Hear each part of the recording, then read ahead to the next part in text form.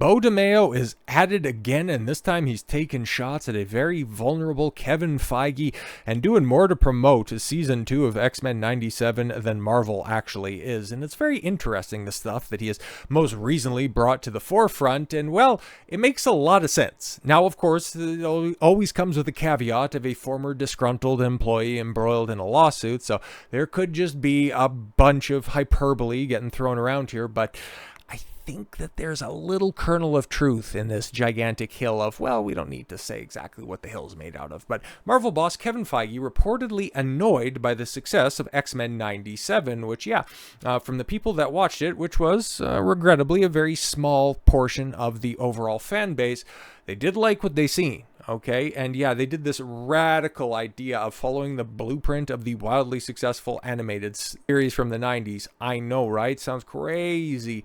But former showrunner Beau DeMayo calls out Marvel's disrespect and ego. It's very funny that Beau DeMayo is calling out somebody with an ego, but the behind-the-scenes drama at Marvel Studios continues to escalate as former X-Men 97 showrunner Beau DeMayo has publicly accused Marvel boss Kevin Feige of being annoyed at the success of the animated series. Yeah, that's what I really want to focus in on here, because Beau had some very pointed things to say, and it's very much, well, it kind of sheds a light as to why certain things at Marvel succeed and other things fail. In a scathing post on X, DeMayo alleges that Feige deliberately distanced himself from the project, only to express frustration when it became one of Marvel's highest rated releases on Rotten Tomatoes.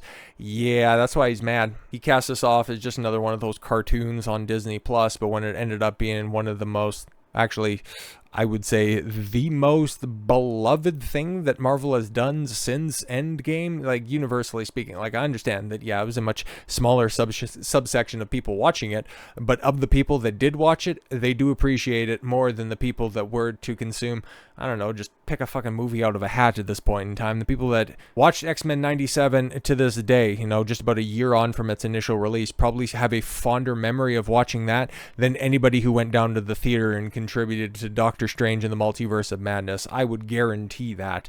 In his post, DeMayo claims that he was informed by Marvel Studios employee that Feige was displeased by the show's positive reception and its comparisons to X2 X-Men United. You'll pause here for a second, because X2 is arguably one of, if not the best Marvel films, full stop. But I could kind of understand, like, okay, X2 is a sequel. X-Men 97 is a sequel. It's beloved. It's the most beloved in that trilogy for sure.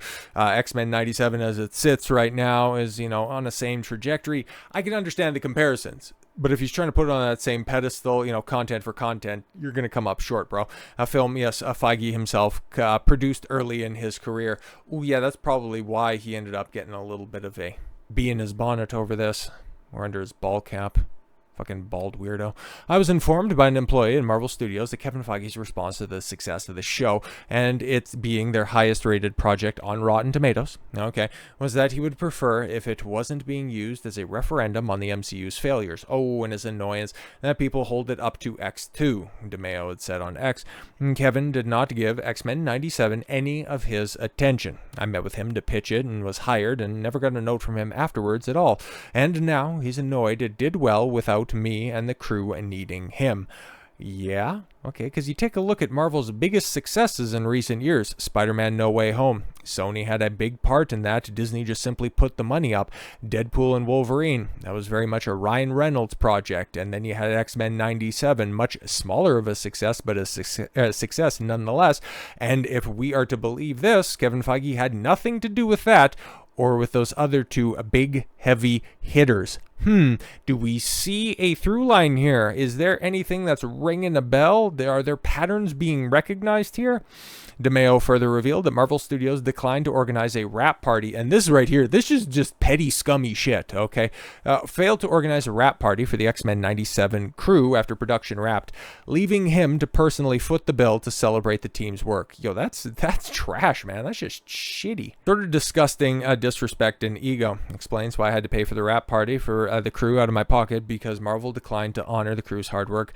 Never meet your heroes. Yeah, especially if they're in Hollywood. I mean, like, is there anybody who's not going to disappoint you? If this isn't the first time, yes, DeMayo has publicly clashed with Marvel leadership. Yeah, let's go ahead and run this back here real quick, because this right here is it's just a microcosm of the overall MCU issues, okay? You might not care about X-Men 97. I haven't watched it. I have very fond memories of the original animated series. It's one of those things that my father and my sister and I would watch, you know, all the time growing up. Like, we watched a lot of that old superhero fare, like the old Adam West, the Batman, that was always on first thing in the morning, the Spider-Man animated, and then the X-Men animated. All of those things very much contributed to the individual that I am today. And so I didn't want X-Men 97 to exist. I didn't want it to succeed, because looking at the track record of Marvel, I knew it was going to be shit. But apparently this was handled so differently.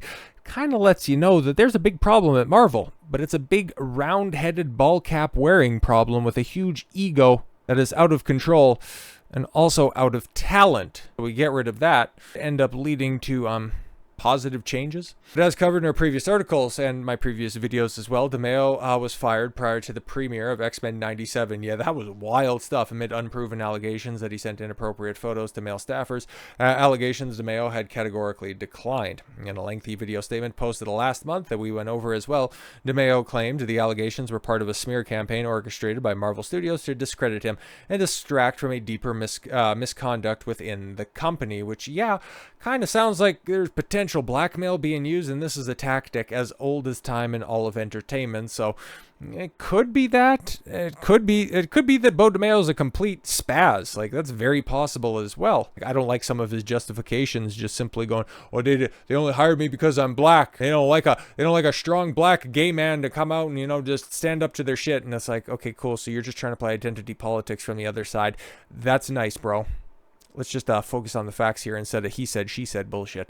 These allegations are egregious misconduct and are false. The rumors began spread around me online are lies, and they are offensive. But more concerning is that they are a smear campaign designed to discredit my credibility in order to cover up egregious, prejudicial misconduct stretching from select crew members on X-Men 97 all the way to the top of Marvel Studios.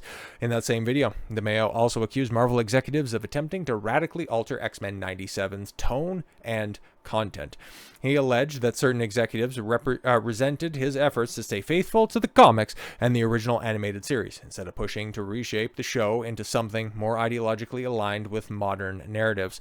And when I called these things out, they pivoted to attacking my talent, accusing me of being too much of a fanboy. They openly resented me fighting for the fans, fighting for the comics. They accused me of playing karaoke with those comics, and I repeatedly, I was told by these individuals that we should be doing our own version of X-Men, writing new stories and not adapting those written by old white men, by which I could only assume they were referencing individuals like Stan Lee and Chris Claremont, which I totally believe all of this stuff, because you take a look at the people that Marvel just willingly brought back in the Russo brothers, and the way that they describe how they're approaching the Doomsday script is the same way that they approach the Infinity War and Endgame script.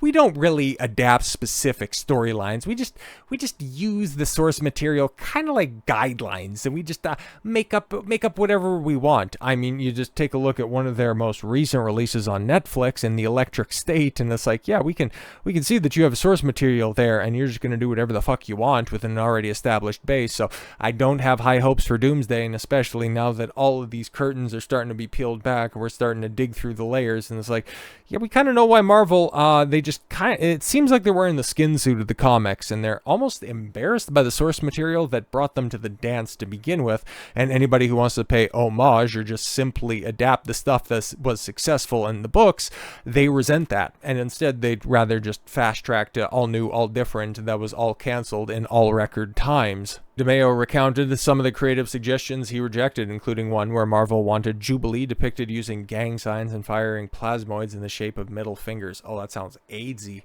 And these individuals would attempt to sabotage me on my job, painting me as abusive when I declined to make wholesale changes to characters, he said. When I declined to have Jubilee fire plasmoids from her mouth. Oh, that's even more cringe. What?